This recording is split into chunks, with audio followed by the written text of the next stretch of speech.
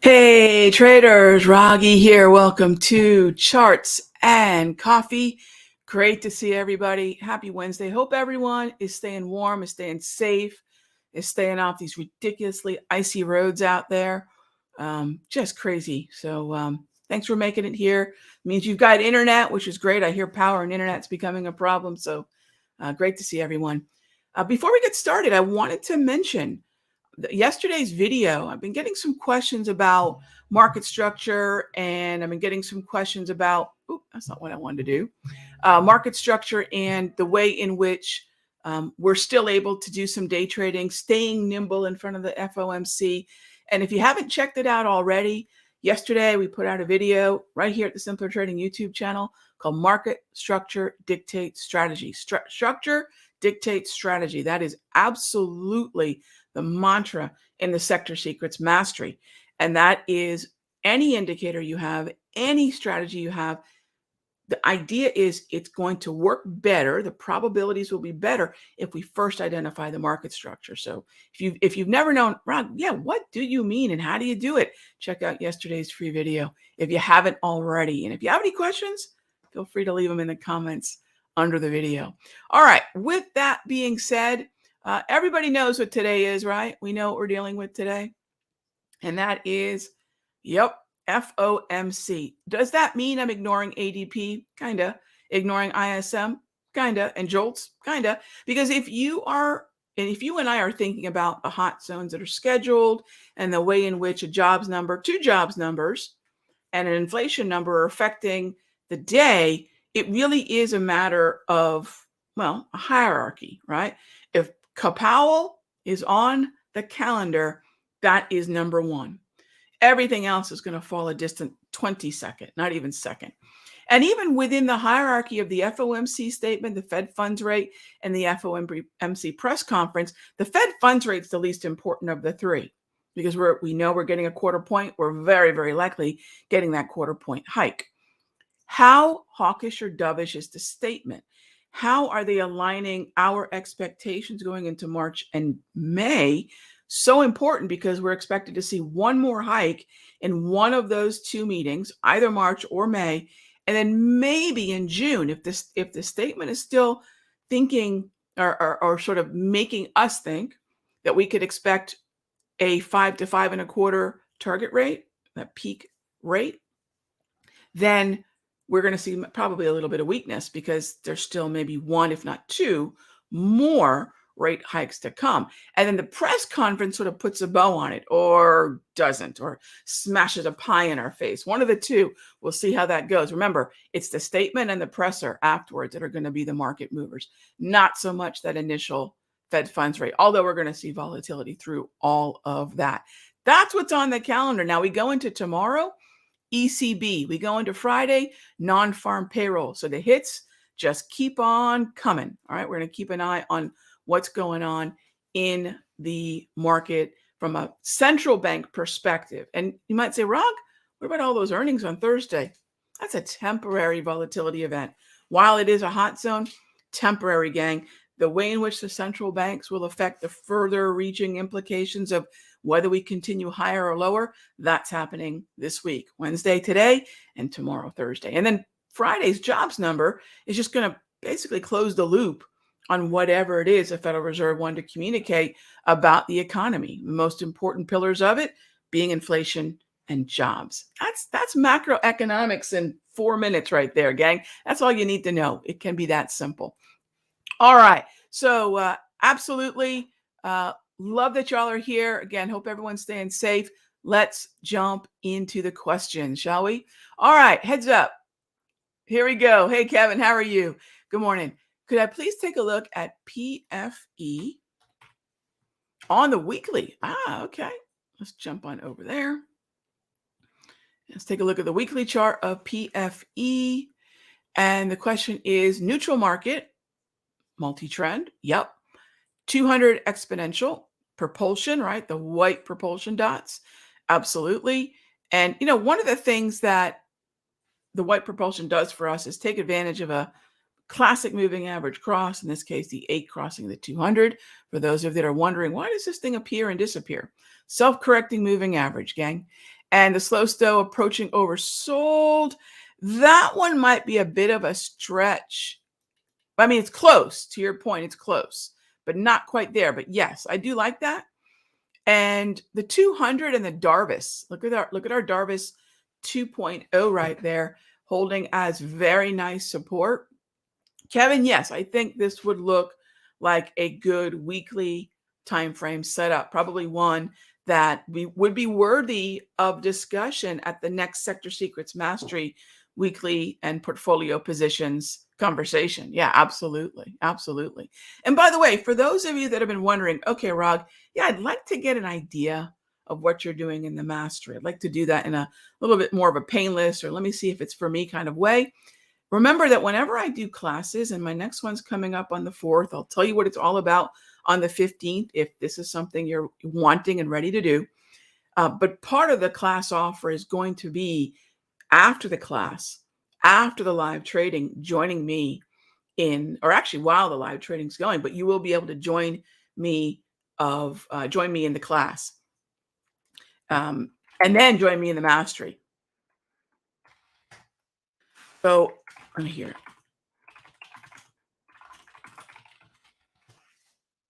So ultimately, if that's something you want to do, keep that in mind. And this is the kind of stuff we do. So Kevin, yeah, I love it. I love where your head's at. I would definitely keep that on the radar, and then maybe look for a minor low, which I know what that is. So I would say maybe look for that price pattern, not chart pattern, price pattern, right? Look for that minor low. Far more objective a tool, rather than looking at lines and levels and trend lines that are drawn subjectively to create cute little shapes on the charts. Price patterns are far easier to learn, far easier to recognize, far easier to see the confirmation of. And that price pattern could be a big one, Kevin. So thank you for the question. Great one to kick it off. All right, moving on. FOMO Momo Bozo, how are you? Hey, I'm going to brag on you for a minute. Yeah, so FOMO Momo Bozo, awesome member within our mastery, has actually contributed to some of the indicators that you all know and love.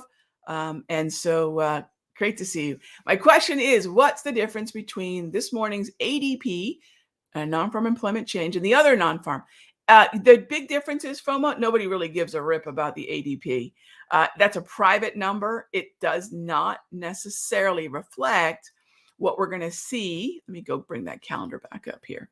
It does not necessarily reflect what we're going to see for non-farm, which is the far more important number on Friday. So when you open up ADP, right, what do you know? This is automatic data processing. So it's a private number. It's this company's calculation. It psychologically sort of gets us ready for the inevitability of NFP on Friday. But notice when we get to NFP, this is coming from the Bureau of Labor Statistics. This is the official number coming from, I think, a much wider sample size, I believe, but don't hold me to that. I haven't looked at the calculation, but this is the one we care about. So I think the easiest way for Momobozo to differentiate the two is nobody really gives a rip about that ADP number. Not really. I know it's sort of this irksome little number that's going to create a little bit of volatility, but sometimes it doesn't even do that. Let's go take a look. Actually, let's do this. Let's go take a look at what, if anything, ADP even did about an hour ago. So here we are Wednesday. Here's the 8:15. Look at that little bit of volatility. And we're moving lower after that, but we were moving lower before that too. So maybe it contributed to a little bit more continuation of a trend that we already saw. But yeah, I wouldn't even concern yourself with it, other than if you're trading pre-market, that could be a volatility event. All right. How would I look at the 200 EMA on the 5-minute chart? Avi, I will look at it through the propulsion tool that's built into my TOPS system. So I will use the 200 propulsion. I will not put, if you notice, the only moving averages on my charts are those of the wave. And that's based on a 34-period exponential moving average. Other than that, I use propulsion for every other moving average I would consider.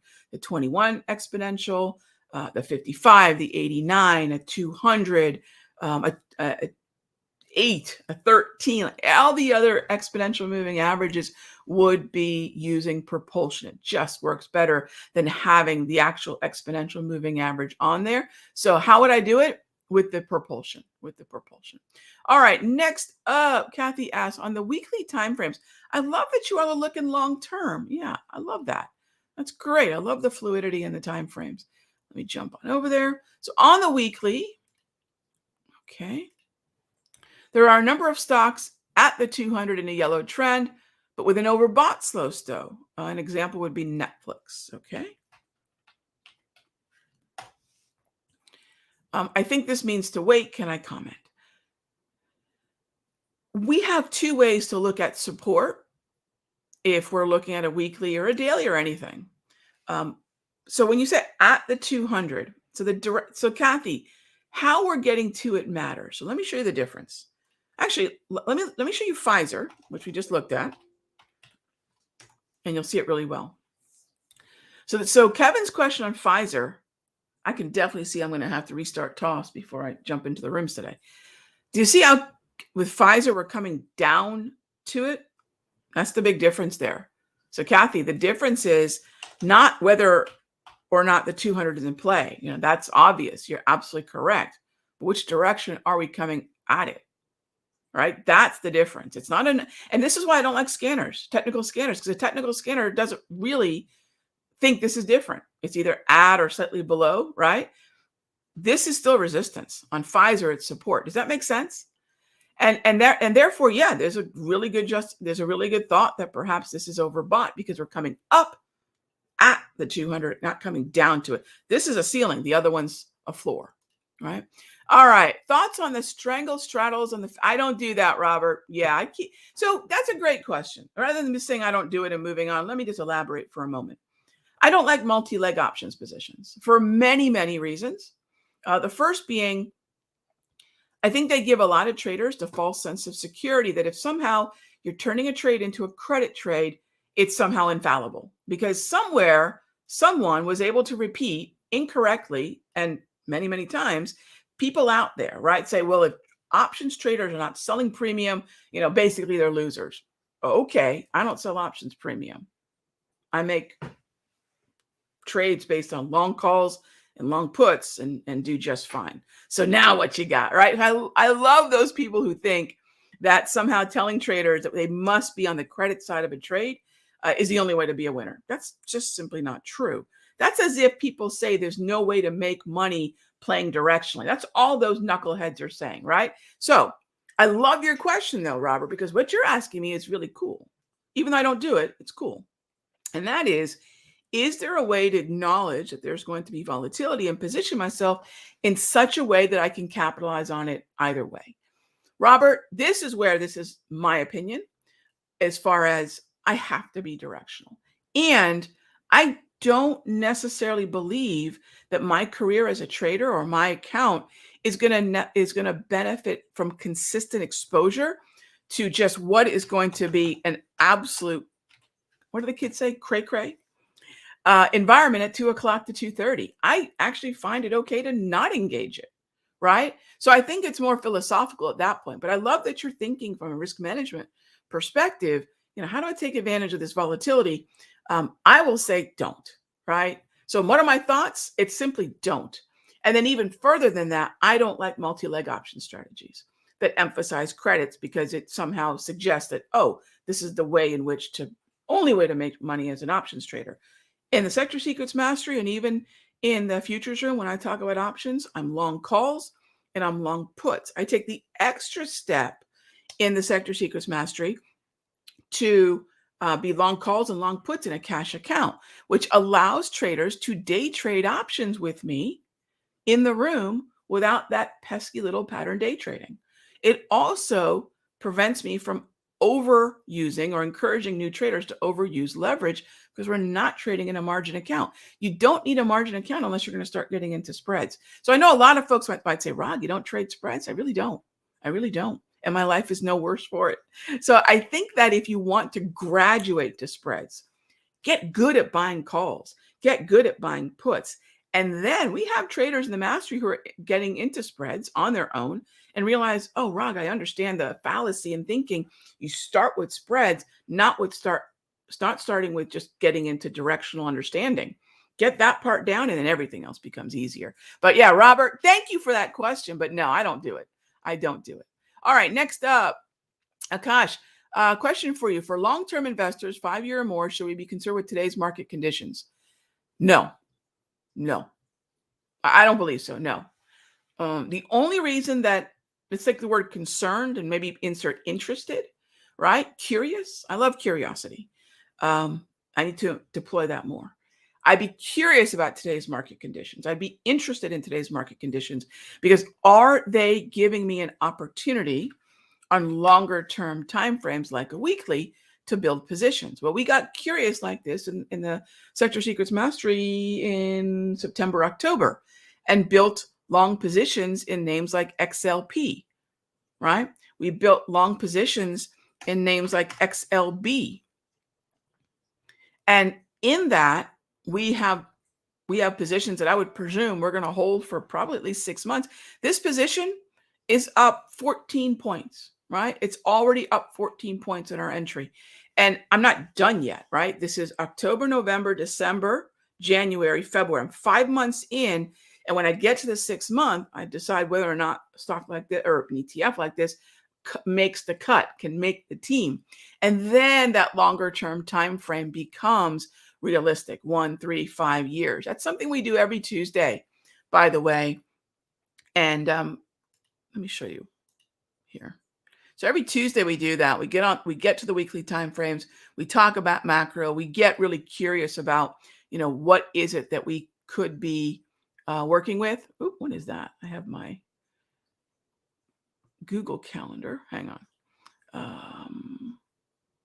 Boom. No, that's not what I want. Hang on. Where'd it go? Okay. Anyways, I'm trying to bring up my schedule. Well, anyway, here it is. Here it is. I know I have a schedule. There we go. So every Tuesday, we take a look at that. Every Tuesday, we take a look at that. All right. So I hope that makes sense. All right. How are we doing on time? Oh, gosh. All right. Hey there. Yeah, the ADP didn't appear to mean much. Yeah, exactly, Filma. You got it. How about AMD after earnings? Okay. Great question. Let's jump on over there. AMD.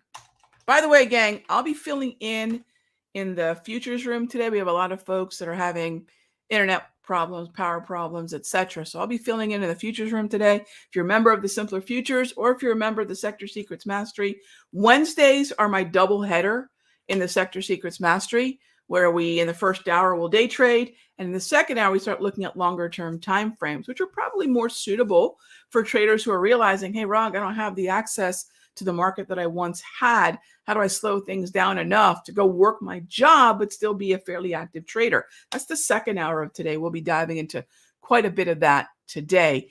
AMD, I would avoid for now, Sue Wayne, only because if I crack open the SMH, let's do that here together. This is definitely worth taking an extra moment here. If I crack open the SMH and ask myself, what is the structure of the stocks within it? I would ask myself, is there something better than AMD? Is there clarity in individual stocks like Qualcomm? I mean, so take a look. There's so much more that I would like in this corner of the market than AMD. Do you see? Now, to your point, AMD could play catch up to the SMH, to TSM, to NVIDIA, but there's so many other better bullish structured, clear buys, and I don't want to be short.